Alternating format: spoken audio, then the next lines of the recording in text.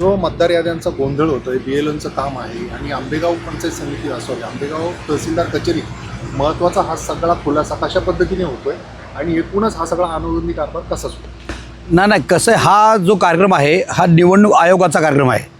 हा व्यक्तिगत कोणत्या तहसीलदारांचा प्रांतांचा असा नाही. डायरेक्ट केंद्राकडून राज्याकडून नियोग आयोगांचे आदेश आलेले आहेत आणि त्या ठिकाणी BLO नेमलेले आहेत आणि ते BLO नेमत असताना ते BLO निवडणूक आयोगाने नेमलेले आहेत.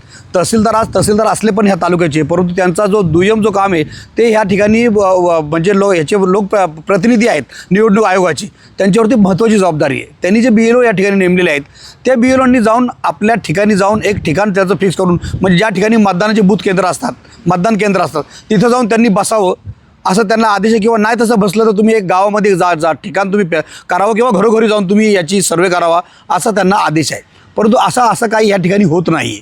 कारण असं आहे का, जे काही BO या ठिकाणी मंचरच्या नगरपंचायतच्या हद्दीमध्ये किंवा मंचरच्या ठिकाणी नेमलेले आहेत त्याच्यामधून 4-5 BLO असे जे येतच नाहीत आणि त्यांना कधी काय विचारलं लोकांनी प्रश्न तर त्याची उत्तरं उलटी-पालटी देतात. दुसरी गोष्ट, त्यांना जी ट्रेनिंग द्यायला पाहिजे होती ती ट्रेनिंग त्यांना काय आजपर्यंत दिलेली नाही. कितीतरी BLO असे आहेत का ते कसा सर्वे करायचा, त्याच्यामध्ये कसे कॉलम्स भरायचे हे त्यांना माहीतच नाही.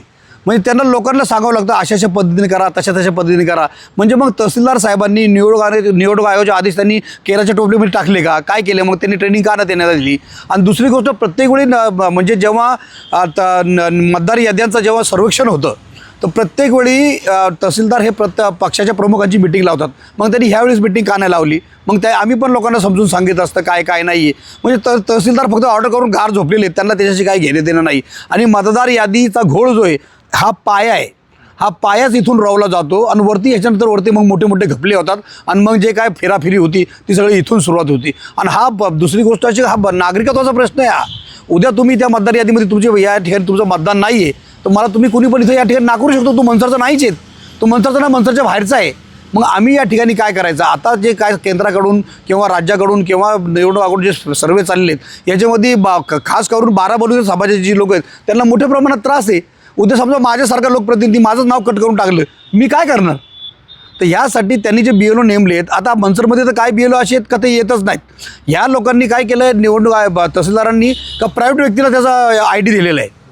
तो प्रायव्हेट व्यक्तीला ID दिला, तो लोकप्रतिनिधी काम करत असेल त्याचं स्वागत, धन्यवाद, उलट तो लोकांचे प्रश्न सोडवतो. परंतु याच्यामध्ये असा ID देता येतो का, प्रायव्हेट माणसाकडून हे काम करून घेता येतं का.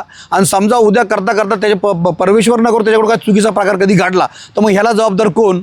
मग तो जो व्यक्ती या BLO इथं येत ना, मग त्याचा ID तुम्ही दुसऱ्याला देता कशाला, त्याच्यासाठी तुम्ही दुसरा माणूस नियुक्त करा ना, आमचं म्हणणं आहे. याच्यासाठीची कारवाई करण्याची प्रोसेस तुम्ही पुढे करणार आहात का, त्या संदर्भात पुढे काय आक्षेपाची भूमिका घेणार? अहो, सगळ्या लोकांनी तक्रार नाही केलं तहसीलदारांकडं, तहसीलदार काही करत नाही. तहसीलदार फक्त खाली सर्कलला सांगतो बघा जरा ते काय. तहसीलदार सर्कलचे आम्हाला फोन येतात, सर्कल मॅडम आम्हाला विचारतात काय प्रकार आहे, आम्ही त्यांना सांगितलं काहीही होत नाही. त्यांनी काढून लगेच दुसरा आदमी नियुक्त करायला पाहिजे. दुसरी गोष्ट, तुम्हाला देऊन किती वेळ झाला आत्तापर्यंत, मग तुमचे 100-200 नावं का झाली.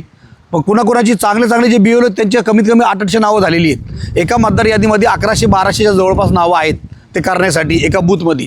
तर मग ते आत्तापर्यंत तुमचे का रखडले आणि मग BLOची शोधायची पाळी काय येते आम्हाला. BLO भत्ता घेतोय शासनाकडून, मग लोकांनी BLOला काय शोधायचं आणि त्याच्या दुसरं यांना सांगितलं आम्ही BLOची यादी द्या, BLOची यादी येत नाही. सर्कलकडं त्याच्यानंतर तलाठीकडं 5 वेळा 7 वेळा याद्या मागितल्या का साहेब तुम्ही मंत्र्याची यादी आम्हाला द्या, तुम्ही तालुक्याची आम्हाला यादी द्या. प्रत्येक पक्षाच्या प्रमुखाला यांनी तालुक्याची BLOची यादी द्यायला पाहिजे. आजपर्यंत तहसीलदारांनी दिलेली नाही. म्हणजे कोणत्या प्रकारे काम चाललं आहे, कसं चाललं आहे, मग याच्यामधून तुम्ही लोकांना वंचित ठेवणार आहे का. मग याचा अनुचित प्रकार झालेला जबाबदार कोण, तहसीलदार का. मग तहसीलदारवरतीच कारवाई व्हायला पाहिजे. अशा पद्धतीने जे काम चाललेले आहे ते चुकीचं काम चाललेलं आहे, याचं आम्ही खंडन करतो आणि तहसीलदारांनी याच्यामध्ये लक्ष घालावं अशी त्यांना विनंती करतो.